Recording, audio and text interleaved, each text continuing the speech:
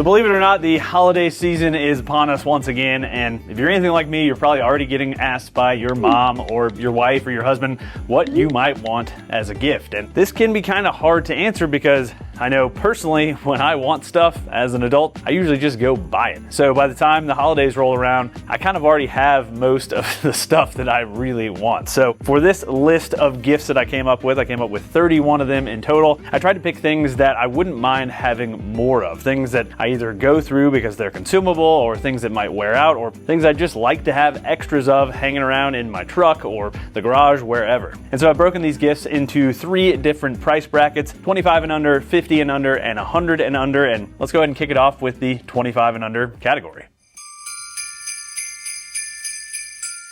So as you can see, there are a bunch of items in this $25 and under category, and I think that's kind of a sweet spot, great for stocking stuffers, great for that friend or colleague who you might know as a woodworker. And so let's rattle through some of these, starting on my left here. So number one, and this is something I just kind of started using this year, are these Tubbo towels. So I saw these on my buddies, the Perkins Builder Brothers channel, and these are basically, I think they're like mineral spirits that are soaked into some disposable wipes. They have some other things in there that are easy on your hands, I guess lanolin and aloe vera, so they don't really destroy your hands like a paper towel and mineral spirits would, but these are amazing for removing all kinds of different stuff. I used them the other day when I was using some construction adhesive. A little bit extra ended up on the floor of the shop, wiped it right up, and then I could also wipe it off of my hands. I also love this just for kind of wiping down surfaces in my shop to clean them up. It's great for removing dust and that kind of stuff, and I know it's not going to damage or rust out any of my cast iron surfaces. Next up on the list are these panel carriers, and if you have ever tried to move a full sheet of plywood by yourself, you know it can be a little bit awkward, and these make that job a lot easier. A bunch of different brands make these. First one I purchased back in the day were these Gorilla Gripper brand. Craig Tool has come out with their own version, but they all basically function in the same way. You slip them over the edge of the plywood, and when you lift up, this hinge is closed, clamps down on your panel, and you can move it very, very easily one-handed.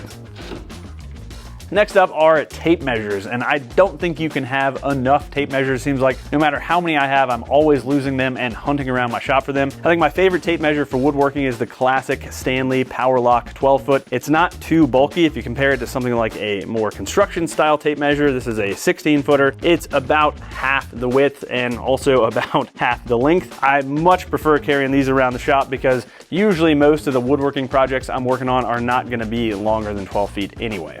If you're looking for some nice alternative tape measures, I really like these ones by FastCap. This one's branded by Bloom, but the nice thing about this tape measure is that it has both imperial and metric measurements. So if you're working with a lot of hardware that uses metric measurements, like Bloom drawer slides and that kind of thing, it's really nice to have a tape measure that pulls double duty, or you can get a bigger one. I used this when I was setting up my CNC, but it's pretty bulky, not the kind of thing that I'd probably be carrying around on my pocket.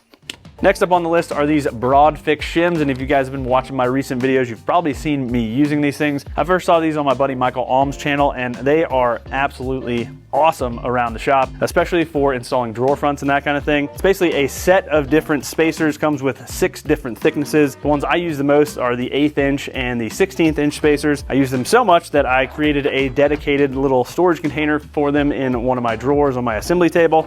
They are awesome for a number of reasons. For one, they're dirt cheap. It's like $8 for a pack of, I don't know, like 60 of these shims. So if you need to permanently install them, it's not like you're gonna be spending a lot of money per shim. They're plastic, so they're easy to cut up if you need smaller versions of this same thickness. But they also have this really nice serration on both faces, so they stay where you put them, which is a really nice feature compared to something like HDPE, which I had used previously for spacers. That stuff is very slick and had the tendency to fall out. Next on the list is some good work gloves, and I really got into wearing work gloves when I was building the tiny house and then doing the renovation work here at the shop. And I know it is a little bit controversial to wear gloves when you're woodworking. That's obviously a personal choice. You need to decide whether that's worth it for you, but I think that these gloves fit so tightly that if they were to get caught in a tool, my hand is already gonna be mangled. So I really don't think this very thin glove is gonna cause much more damage. It's probably just gonna get cut right off along with my finger. But the gloves I found I like the most are these Milwaukee brand. The things I like about them is that they're very, very thin, so they don't really impact your dexterity or ability ability to handle fine pieces of hardware. They're also really form-fitting, so I don't worry about getting them caught in machines. And they just add a ton of grip when I'm working with slick milled lumber. As you know, if you work with a lot of hardwoods, when they come out of the planer, they are pretty slick. And I think personally having that extra bit of grip makes working around those pieces a little bit safer, because it's less likely for them to slip out of my hands and either hurt my foot or my hand slip off and end up in one of my machines. And the other killer feature on these, and I think is an absolute must-have, is that they allow you to still use your smartphone with the gloves on. Speaking of protecting your hands, the next item is something you might need if you're not wearing gloves, and that is a good set of tweezers. I bought a 3-pack of these Uncle Bill's sliver grippers years ago, and I have used them probably almost every week since then. If you're a woodworker, you know splinters are just kind of part of the job, and these tweezers are the best for removing splinters that I've personally found. It's 18 bucks for a 3-pack. They come with this little kind of sheath that you could put on a keychain, but the thing that makes these so good is that the tip on the tweezers is extremely sharp, so you can get in and remove the smallest of splinters, including metal splinters, which I think are the worst because they're just so tiny and hard to get a hold of. So I have one set of these here at the shop, one in my truck, and one at home, and I use them all the time. Next up is something I don't have here on the workbench because it's mounted on the wall, and that is a fraction to decimal chart or an imperial to metric chart. And these charts are especially handy if you're working with a lot of hardware that's in metric, like this European cabinet hardware. And the fraction to decimal chart is really handy if you're doing a lot of CNC work, because a lot of times you need to punch in some pretty precise numbers, and I don't know about you, but I do not know what 3/32 of an inch is in decimals off the top of my head. And it's really nice to just be able to consult the chart, because especially when you have dust collection running and machines running, you can't use something like Alexa very easily. Next up is a magnetic tool holder, and these things are just so handy. I have them all over my shop, and I really like this particular bar because it has this yellow strip, so you can very easily tell if something's missing, and it also has an incredibly strong magnet in it. I have some giant wrenches for my CNC that this thing has no trouble holding, so you can definitely get cheaper versions of these. I know like Harbor Freight I think gives these away sometimes, but this one is particularly beefy, and I think it works really, really well. Next on the list is bit sets, and I really don't think you can have too many of these. Obviously you lose bits, they strip out, they might break, and obviously there are tons of different bit sets to choose from out there. I've been using these Hyper Tough bit sets recently, and they are really nice, especially for the money. Let me see, how much are these guys? So it's 12 bucks for this impact driver bit set and 8 bucks for this Brad Point bit set. The impact bit set comes with all your most used bits. Actually, this whole container here is full of Phillips number 2 square drive, and T25, which are by far the most frequently used bits, at least here in my shop. For 12 bucks, that's a great set. And then this other set is an 11-piece Brad Point set. Brad Point drill bits are incredibly useful. They keep your drill bit from wandering around. And the cool thing about these particular sets is that they snap together. So if you're keeping them in a toolbox or that kind of thing, you know they're always going to be stuck together. Next on the list are mechanical pencils, and as you can see, I have a bit of an obsession with mechanical pencils. I have tried probably dozens of varieties of mechanical pencils over the years, and honestly the ones I've settled on are some of the cheapest, but they work great, and I don't mind if they get messed up because they're so cheap. These are just your classic Bic. These are the 0.9 millimeter lead. I think that is kind of the Goldilocks area for pencil lead, because if you get into the like 0.5 millimeter lead of some of these fancier mechanical pencils, it's usually just gonna break when you're trying to mark on a piece of wood. And obviously this 0.9 millimeter lead is still a lot more fine than something like a carpenter's pencil or even a Pica-Dry pencil, which I absolutely love, but isn't as good for finer woodworking. But you can get a 24-pack of these Bic mechanical pencils for 6 bucks, and I just keep them everywhere in the shop. I love that these are super bright colored, so they're very easy to find. And if I lose one or break one, it is no big deal because they're so cheap. Next on the list is gaffer tape. And so in case you're not familiar with gaffer tape, it's very popular in the TV and film industry. It's kind of similar to duct tape, but better in almost every way. So it's kind of like a cloth type material, so it's not reflective. It's very easy to write on, which is kind of a problem with some duct tape. The marker will just wipe right off. So you can label things very easily with gaffer tape. It's very easy to tear. And then if you need smaller pieces, you can just keep tearing it into smaller and smaller pieces. And I think it's great for labeling things. I use it to attach microphones to the inside of my shirts sometimes. I use it to tape down extension cords in my shop so I don't trip over them. And then again, that quality of not leaving behind residue is, I think, one of the best features of gaffer tape. Now, it is a little bit on the expensive side, so I wouldn't use this for like packing tape or anything like that, but it is incredibly handy for using around the shop. And the nice thing about gaffer tape is it comes in like every color under the sun. I just ordered a 5-pack of fluorescent gaffer tape that I'm gonna use for labeling things around the shop. You can get some tactical camo gaffer tape, pretty much any color you want. While it is pretty expensive, I think it is very handy to have around the shop. Next on the list is something I get questions about quite a bit, and it is this hand sanding block for your random orbit sanding discs. And so as you guys will know, if you're doing some sanding work and you catch an edge, a lot of times the corner of one of these sanding discs has a tendency to tear. And once that happens, it's kind of useless on the random orbit sander because it's just gonna keep getting caught. So when that happens, I set those discs aside and then I can put them on this sanding block for hand sanding work later on. And so it's a great way to get a lot more life out of your sanding discs because sandpaper is not cheap and you definitely wanna get as much life out of it as you can. And they sell different sizes of these. This one works with 6-inch sanding discs, which are the ones I use most frequently in my shop. And I like to have a few of them loaded up with different grits so I can just grab them and use them super quick.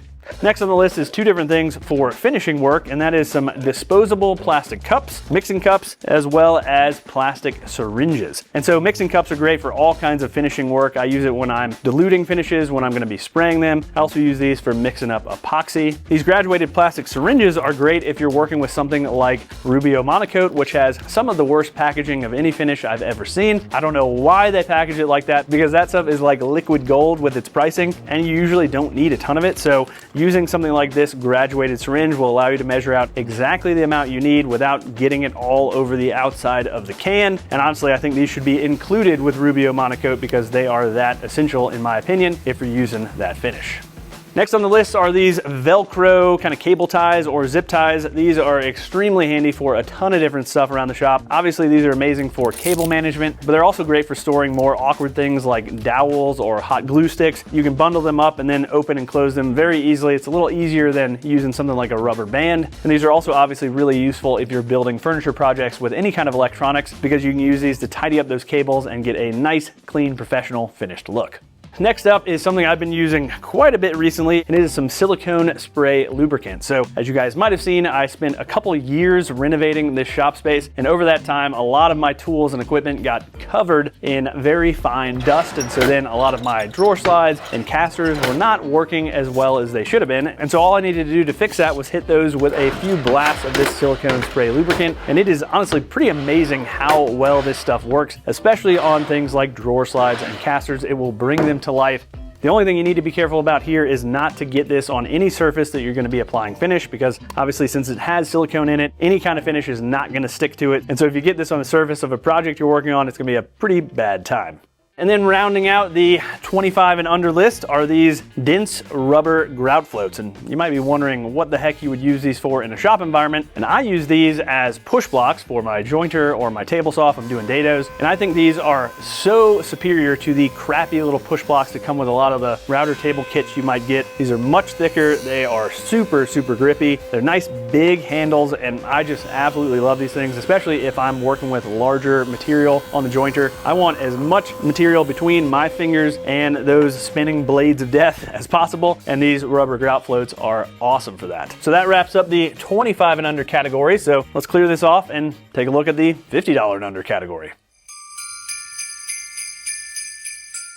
All right, the $50 and under category is a little bit smaller, but it's stuff that's very, very useful around the shop. Number one on this list, and it's kind of a woodworking meme for a reason, are clamps. Woodworker can't really have too many clamps. It seems like no matter the project, I always end up finding a way to use more of my clamps than I ever think I will. Now, my personal favorite kind of clamp are parallel clamps, but you're gonna have a hard time finding those under 50 bucks. So in that price range, I really like these kind of quick ratchet clamps. Also, your classic F-style clamps are amazingly versatile and really, really strong. You can put out some serious clamp pressure with these things. I also like these tiny little F-style clamps for getting into tighter spots. You can also use these trigger clamps. I don't like these quite as much because they just don't have as much clamping force, but I do really like these trigger clamps with the reversible heads, so then you can use them as kind of a spreader bar, and those are super handy if you're trying to adjust the positioning of something, and you can get some really fine control with that with this kind of clamp setup. Really, there is just a limitless variety of clamps. Just find some in your budget. Maybe take a peek in the shop of the person you're buying these for and just buy more of the clamps they already have.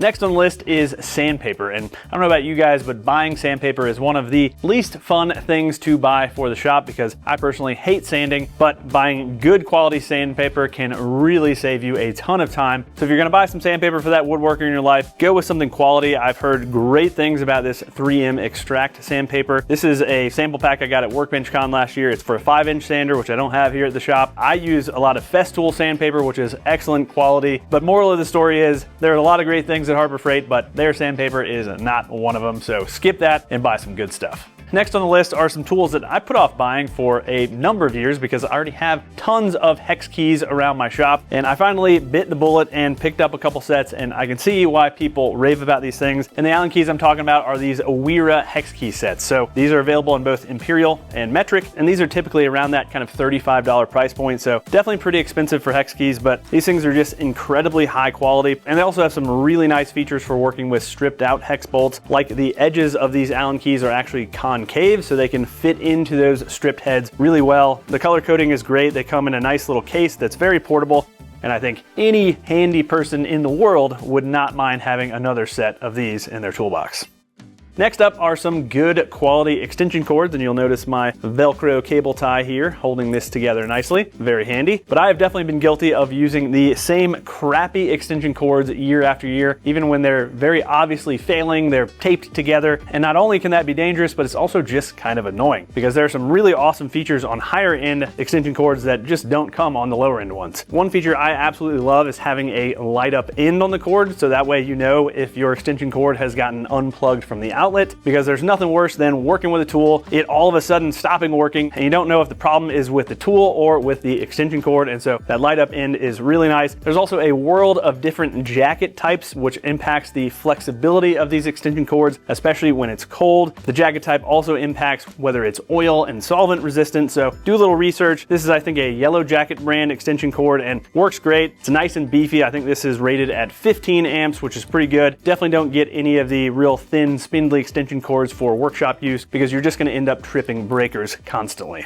Also in that kind of electrical related category are some inverters, and I really started using these quite a bit recently when North Carolina got hit by Hurricane Helene. We were out of power for quite a few days, and cordless batteries, if you don't know, are great little battery banks as long as you have some sort of adapter for them. So this is an old DeWalt inverter adapter that has 2 USB-A ports. This one's a little bit outdated at this point, but still charges my phone just fine, although it does charge a little bit slower. This is a newer one from Hypertough that I've really been liking. It's got USB-C in and out, and it charges much, much faster than this older DeWalt one. This also has a little light built in, a little carrying handle, and the real kicker is it's got a 120 volt outlet that's rated up to 150 watts, so I can run things like lights, fans, all that kind of stuff off of the cordless batteries I already have. And these things are super cheap. They're under 50 bucks. I think this one was 45 bucks, which is, I think, a screaming deal. Next on the list is something you've probably seen me wearing in a lot of my recent videos, and I'm not wearing them right now because these camera lights wreak havoc with prescription glasses, but these are my shop shades from my buddy John Malecki. He recently came out with the prescription versions, which are a little bit more than 50 bucks, but the regular versions are right at 50 bucks right now. They're on sale, I think, for Black Friday. But I love these things. They're a little bit big. I think they were sized for John Malecki's very large, manly sized face, but they do still fit me really well, and I feel like my eyes are incredibly well protected, and the prescription versions are on point for me because I do wear prescription glasses. Sticking with the safety theme, I have a fire extinguisher, which I don't have with me because they're all mounted on the walls around the shop, and smoke detectors / carbon monoxide detectors. Because in case you haven't noticed, what we do is basically create perfect tinder, that is sawdust and small pieces of wood shavings, and then in tandem with that we use a bunch of metal stuff that gets hot due to friction, and when tinder and hot metal combine, you can obviously get fire. I know I am actually guilty of only having this one smoke detector for this whole 3,000 square foot shop space, so I've actually ordered 5 more smoke detectors to get installed. So don't worry if you're a little behind, but I think this is especially important if your shop is attached to your house, because obviously if I had a fire here at this shop, it would be a real bummer because I'd lose all my stuff. But if I had a fire in my garage at my house, that would be a much, much worse scenario. And last on the $50 and under category is another kind of shop safety accessory, and that is this Bighorn push stick. This is far and away my favorite push stick I have ever used. I've been using this thing for, I don't even know, probably 6-7 years. Never needed to replace it, but it's got some cool features that I think set it apart from other similar push sticks. For one, it's massive. So my hand is always very far away from the blade, which is obviously kind of the point of a push stick. It's also pretty narrow, so I can still rip pieces down to like less than an inch wide. It's got some really nice grippy material on the bottom that is easily replaceable. It's kind of dovetailed in. I think the real kicker on this is this little spring-loaded pin on the back edge of the push stick. This hooks on your workpiece and gives you a really good, solid purchase on whatever you're pushing through the table saw. Really help prevent kickback, that kind of thing. So as you can see, this has definitely been cut into. This pin is also easily replaceable, so I just love this thing. Obviously, you can make your own push sticks. You don't need to buy them, but I think for like 30 bucks or something like that, this is well worth the investment. So that's it for the $50 and under category, and let's move on to the $100 and under for those people in your life that really love you. So the $100 and under category obviously adds a lot more options, and the exact price is going to depend on what version of this thing you might buy. But generally speaking, you can get all these things for $100 and under, depending on your local pricing. So number one on the list is something I've been using a ton lately, and it is this Milwaukee neck light.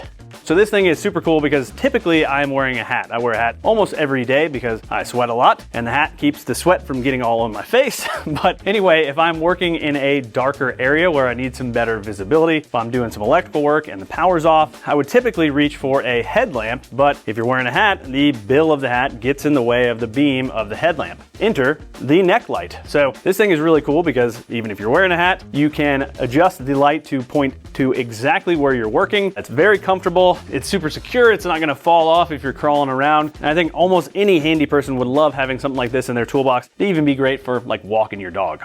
Next on the list is a thread checker. And I didn't have one of these for years. And then I saw my buddy Seth from Burn Peak had one at his shop, and I'm like, why do I not own one of these? Obviously, I think everybody's used one of these at the hardware store. You know, you bring in your nut or your bolt from that thing where you lost the other nut and bolt, and you're trying to figure out exactly what thread pitch it is, whether it's metric or imperial. And rather than doing that, you can just have one of these at your shop. I think this one was 60 bucks. You can get fancier ones for the $100 price range, but they all work basically the same. This one is honestly not the best quality. These are a little bit loose, and I'm a little bit worried that they're gonna fall out, but they haven't yet, and it has pretty much every metric and imperial size that I use, and I find myself using it a lot more than I thought I would. I think these also just make your shop look cooler. It makes you really look like you know what you're doing, so I would definitely recommend one of these. Next on the list is one of the more expensive accessories we have to buy in our woodworking journey, and that is the cordless tool battery. And in my opinion, you really can't have too many of these things, especially if you have some of those inverters I mentioned earlier in the video. These things are basically just giant battery banks, so they're great for not only running your tools, but for also charging items and powering other things as well. If you want to buy batteries for that woodworker or handy person in your life, figure out what battery platform they're on, because most people tend to commit to one or maybe two battery platforms. I'm a weirdo and have like 6 battery platforms running, but it's because I have the privilege of getting a lot of free tools through doing what we do, and I like to test out these different tool platforms. It's a little bit annoying to have that many batteries to store, but I guess that's kind of a first world problem. Typically though, you can find these on sale, especially with other Bear tools, and so just keep an eye out. I use a website called Slick Deals quite a bit to keep track of any sort of tool sales, and I've gotten really cheap batteries through some of these kind of hacks where you buy a tool that comes with a battery and then return the tool and you get the battery at a discounted price. Next on the list is this Vera, or I guess it's Vera, because I think they're a German company, the Tool Check Plus. This is the metric version, but this is one of the more handy kind of bit or tool sets you can buy. Obviously, it's very small and compact, but this particular one comes with a bunch of different metric sockets. You press this little button and it hinges open, then you've got a ton of different driver bits, including some of those Torx security bits, which I don't have to use all the time, but when I do, I'm really glad I have this bit set. And it includes this little baby driver, which is great for getting into tighter spots. It also comes with a equally tiny ratchet, which is also great for those tighter situations. And it comes with my favorite bit driver, the Vera bit driver, which I use on all of my impact drivers, all in one nice little kit. This kit is a little on the expensive side. I think it's about 75 bucks usually, which is definitely a lot, but Vera branded stuff is extremely high quality. I use this thing all the time for assembling stuff, especially for like kids' toys and things like that. This is super handy to have around. Next on the list is some good Bluetooth hearing protection. These are the Elgin Rebel Bluetooth headphones. I love these because they have no cables. They have a case that charges them between uses, and the case even has a little flashlight built in, which is pretty cool. Probably almost out of battery now because it's not very bright, but usually it's brighter than that. Oh, there we go. It's got multiple modes. Anyway, these are great. These are a little bit more than $100. They have different versions that do have cables between them for right around that $100 price point, but I've been using these quite a bit lately and absolutely love them. And next on the $100 and under list is this oily rag waste bin or container. And I didn't have one of these for a long time. And really, I think for the money, I think you can get them right at $100. It is well worth it for the peace of mind. I know my buddy Jason Hibbs has done a bunch of videos on what can happen to oily rags if they're left out in your shop without wetting them down or leaving them flat to dry. And I know oily rags are a very common source of fire in woodworking shops. So a can like this is great. It's basically just a big metal trash can. It's got a little foot lever so you can easily open it up. And what I like to do is keep a bucket of water next to this so that I can dunk my oily rags in the water and then throw the rags in this oily rag trash can that I can then empty, a few weeks later once everything's had a chance to dry out safely. If you want to have some fun, you can keep this thing outside, throw your oily rags right in and light the whole thing and have a nice little bonfire, but that's not something the fire marshal appreciates around here, so I usually do the water dunk method, but if your shop is a little bit more remote, that's also a great way to deal with oily rags. So if you guys have anything to add to my list, I'd love to hear them in the comments below. I'll have links to all these tools in the video description below. If it's your first time here, go ahead and get subscribed and ring the notification bell. And last, while you're here, why not check out this other video of mine that YouTube thinks you'll enjoy. All right, thanks for watching, y'all, and until next week, happy building.